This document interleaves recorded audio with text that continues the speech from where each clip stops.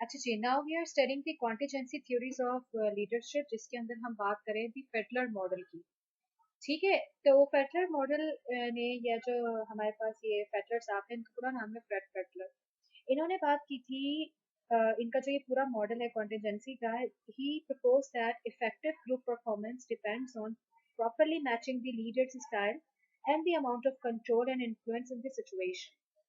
यानी कि इन्होंने कहा कि लीडर के स्टाइल में, ठीक है, यानी there should be a match in the leader style and the amount of control.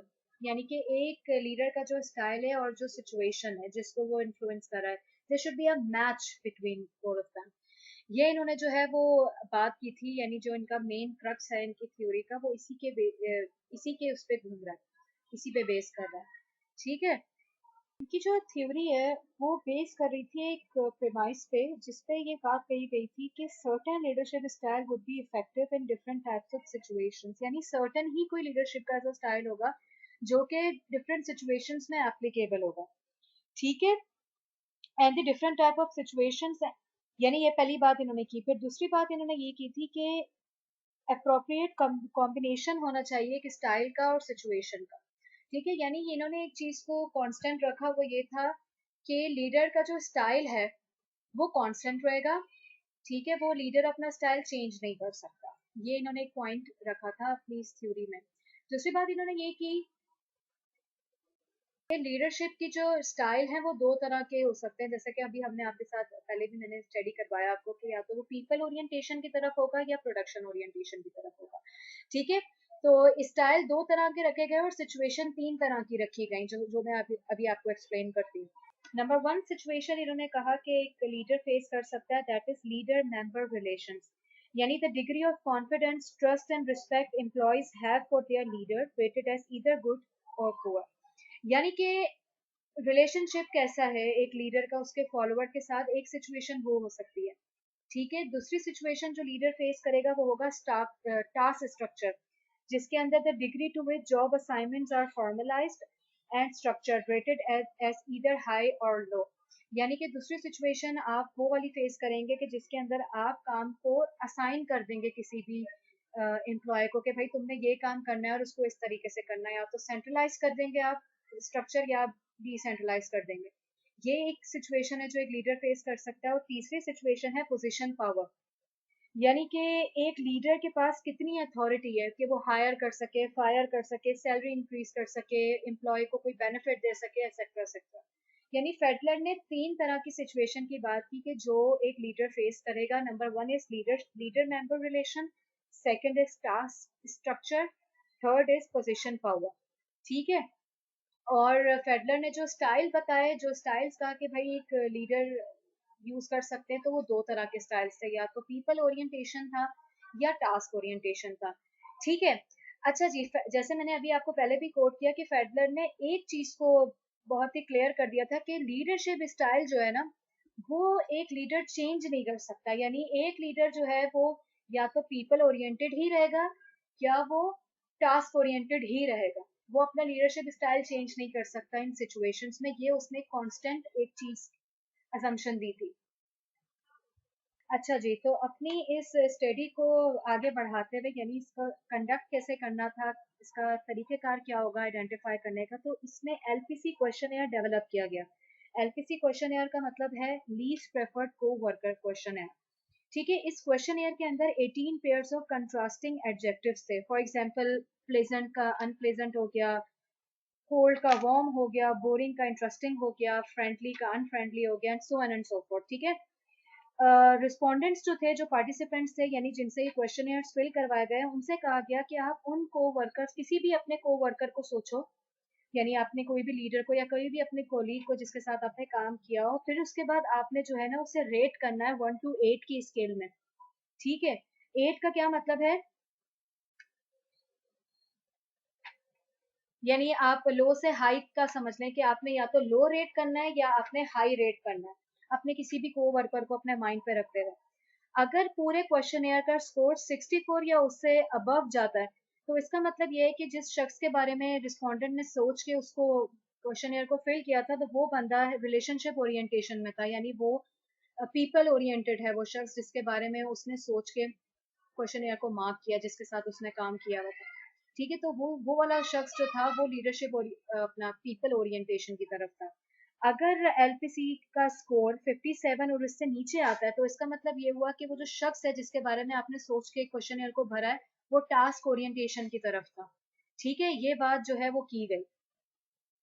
और जैसे कि मैंने आपको अभी थोड़ी देर पहले बताया कि लीडरशिप स्टाइल आप चेंज नहीं कर सकते अपना, तो इनकी थ्योरी के ऊपर क्रिटिसिज्म बहुत हुआ कि भाई ये कहा गया कि अगर लीडर अपना स्टाइल ही चेंज नहीं कर सकता तो वो किस तरीके से मैनेज करेगा। देखें, होता ये है कि एक इंसान जो है ना, वो पीपल ओरिएंटेड अप्रोच भी लगा रहा होता है, और कभी कभार वो टास्क ओरिएंटेड, यानी काम करवाने के लिए आप जो है वो टास्क ओरिएंटेशन यूज करते हैं, और जब आप किसी की वैल्यूज, किसी का प्रॉब्लम सॉल्व कर रहे होते हैं, तो आप पीपल ओरिएंटेशन की तरफ चले जाते हैं, यानी मिक्स एंड मैच होते हैं लीडरशिप स्टाइल। लेकिन फेडलर ने अपनी थ्योरी में ये कहा कि स्टाइल जो है वो चेंज नहीं हो सकता, और सिचुएशन भी सिर्फ 3 तरह की उसने सजेस्ट की। तो इस पे लोगों का क्रिटिसिज्म ये आया कि अगर हमारे पास सिचुएशन अलग अलग तरह की होगी तो क्या हम अपना लीडर ही चेंज करते रहेंगे। पहली बात ये, इस पे क्रिटिसिज्म आया। दूसरा क्रिटिसिज्म ये हुआ कि क्या सिचुएशन सिर्फ 3 तरह की होती है। सिचुएशन कोई ऐसा, कोई डिजास्टर हो जाए, कोई और किसी तरह का प्रॉब्लम आ जाए, कोई टेक्नोलॉजिकल चेंज आ जाए, कोई किसी तरह की अलग सिचुएशन हो जाए, उसमें क्या करेंगे। तो उस पर जो है वो बात नहीं की गई थी। तो ये फिडलर ने बेसिकली जो बात की ना, वो यही की कि लीडरशिप स्टाइल का सिचुएशन के ऊपर बहुत इम्पैक्ट होता है, और सिचुएशन और स्टाइल का कॉम्बिनेशन बन के परफॉर्मेंस इफेक्टिव होती है। ये बात की थी इन्होंने, जिसपे क्रिटिसिज्म बहुत किया गया। लेकिन आपको ये समझना है कि ये, यानी आपको ये पता होना चाहिए कि इसमें इन्होंने सिचुएशंस क्या सजेस्ट की थी, इन्होंने स्टाइल्स कौन कौन से कहे थे, और इनकी सेंट्रल आइडिया क्या था इनकी थ्योरी का, वो आपका समझना मकसद है कि इन्होंने सजेस्ट क्या किया था। इसके बाद अगर हम आते हैं सिचुएशनल लीडरशिप थ्योरी पे, जिसे एसएलटीवी कहा जाता है, तो ये प्रपोज की थी हर्सी एंड ब्लैंकार्ड ने। ठीक है, इस लीडरशिप यानी इस थ्योरी के ऊपर इस चीज पे एम्फसाइज किया गया कि खाली लीडर का स्टाइल ही मैटर नहीं करता है। यानी ये थोड़ी सी आप समझ लें फेडरर की थ्योरी का एडवांस वर्जन है, उसकी थ्योरी से आप आगे मजीद तरीके की थ्योरी आपके सामने लेकर आई गई थी उस टाइम। तो इसके अंदर ये बात की गई कि सिर्फ और सिर्फ लीडरशिप स्टाइल का इतना मैटर नहीं होता, ये डिपेंड करता है फॉलोअर की रेडीनेस पे भी, कि जो फॉलोअर है, यानी एक लीडर है और उसके एम्प्लॉयज जो उसे फॉलो कर रहे हैं, वो कितना वो कितनी एक्सेप्टेंस शो कर रहे हैं एक लीडर के लिए, वो कितना उसको एक्सेप्ट कर रहे हैं, या उसकी बातों को कितना समझने के लिए रेडी है। तो ये चीज जो है ना, ये हर्सी एंड ब्लैंकार्ट ने जो है वो अपनी थ्योरी में इसकी बात की कि खाली लीडर का स्टाइल अपनी जगह है, लेकिन फॉलोअर्स की भी तो बात की जाए कि फॉलोअर कितना लीडर को लीडर मानते हैं। ठीक है, ये चीज की गई। तो जब फॉलोअर की बात की, तो they have created 4 specific leadership styles incorporating Federer 2 leadership dimensions. Dimensions वही रखी गई, people orientation and task orientation. और जो लीडरशिप स्टाइल्स हैं वो प्रपोज किए गए, वो 4 तरह के हैं: telling, selling, participating and delegating. तो इसी तरीके से अगर हम टेलिंग स्टाइल की बात करें, तो टेलिंग स्टाइल्स में the leader define roles and tell people what, how, when and where to do various task. किसने क्या काम करना है, कैसे नहीं करना, उसे कहते हैं telling approach. Then we are having selling approach. Selling में क्या है, the leader provide both directives and supportive behavior. Directions भी दे रहा है, support भी कर रहा है, अगर किसी तरह की कोई प्रॉब्लम आ रही है किसी को, तो उसे हम कहते हैं selling approach. Then we are having participating. Participating का क्या है कि low task high relationship, यानी कि आप जो है वो relationship orientation की तरफ ज्यादा नजर आ रहे हैं। आप you know the leader and forward share in decision making, दोनों decision making में part ले रहे हैं। The main role of the leader is facilitating and communicating. He is facilitating as well, he is communicating as well. Then we are having delegating. Delegating का क्या मतलब है कि low task, low relationship, यानी कि तो यानी जो आपका लीडर है वो लिटिल डायरेक्शन और सपोर्ट प्रोवाइड कर रहा है आपको, यानी उसका जो है वो एम्फेसिस आपके ऊपर कम है, और आप मैक्सिमम काम अपने तरीके से हैंडल कर रहे हैं। वो मौजूद जरूर है, लेकिन उसने आप पे काम को छोड़ा है। That is known as delegating style. तो इसमें आप अगर स्लाइड नंबर 9 पे जो मैंने आपके सामने डिस्प्ले की है, इसके ऊपर हम आए, तो एक बात ये की गई कि जो फॉलोअर्स होते हैं उनकी भी रेडीनेस 4 तरह की होती है, यानी जो आपको फॉलो कर रहा है, जो लीडर को लीडर मानने वाले फॉलोअर्स हैं, उनकी भी रेडीनेस 4 तरह की है। Number 1 is followers are unable and unwilling. Unable का मतलब कि उनकी कॉम्पिटेंसी कम है काम करने की, वो काम कर नहीं सकते, लेकिन और दूसरी बात ये कि वो अनविलिंग भी है, यानी वो चाह भी नहीं रहे काम करना।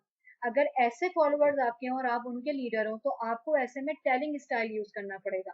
यानी कि आपको काम को डायरेक्ट करना पड़ेगा, उनको बताना पड़ेगा कि भाई आपने इस तरीके से काम करना है, ऐसे करना है, आपको उनको टेलिंग मेथड के जरिए लीड करना पड़ेगा, क्योंकि उनमें पहली बात कि वो अनेबल है, उनमें टेंडेंसी नहीं है काम करने की। दूसरी बात ये कि वो चाह भी नहीं रहे काम करना। तो टेलिंग स्टाइल यहाँ पे आपको फॉलो करना होगा। R2 क्या है? Followers are unable but willing, यानी कि उनमें टेंडेंसी नहीं है, कॉम्पिटेंट इतने नहीं है, लेकिन उनके अंदर एटीट्यूड पॉजिटिव है, यानी वो आपको लीडर मान रहे हैं और वो काम करना चाह रहे हैं जो आपने जो आप उनको दे रहे हैं।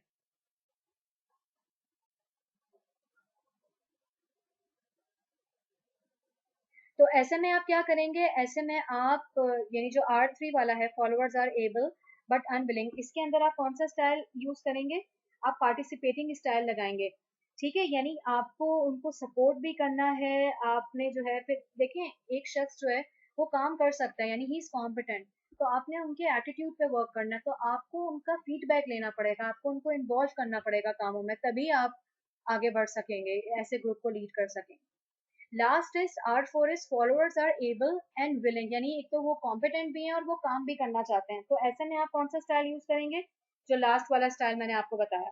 ठीक है, यानी कि आपको डेलीगेटिंग स्टाइल यूज करना पड़ेगा, आपको बहुत ज्यादा मेहनत करने की जरूरत नहीं है, आपको सिर्फ इंस्ट्रक्शंस देना है। You have to delegate the work. अगला बंदा जो आपके जो फॉलोअर्स हैं, they are so competent, and secondly they are with the positive attitude of doing the work, तो वो काम हर हाल में करेंगे।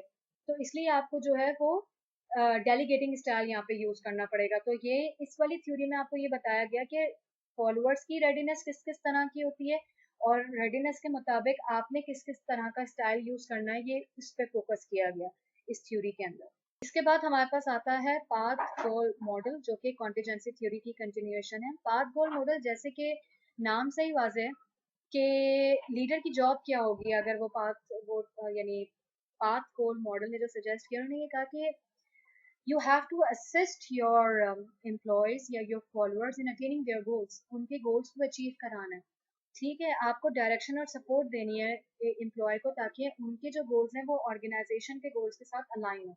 ऐसा ना हो कि आप उनको इस तरह से ट्रांसफॉर्म कर रहे हैं कि उनके गोल्स ऑर्गेनाइजेशन की वैल्यूज और ऑर्गेनाइजेशन के ऑब्जेक्टिव से ही डिस्टिंक्टिव हो जाएं, तो फिर उसका फायदा नहीं होगा। तो ये पाथ गोल मॉडल ने सजेस्ट किया। देन यहाँ पे एज्यूम किया गया डिफरेंट लीडरशिप स्टाइल्स को। ठीक है, अब किस किस तरह के लीडरशिप स्टाइल्स होते हैं और डिपेंड करता है कि कैसी सिचुएशन है और आपने क्या किस तरह का स्टाइल उसमें फॉलो करना है।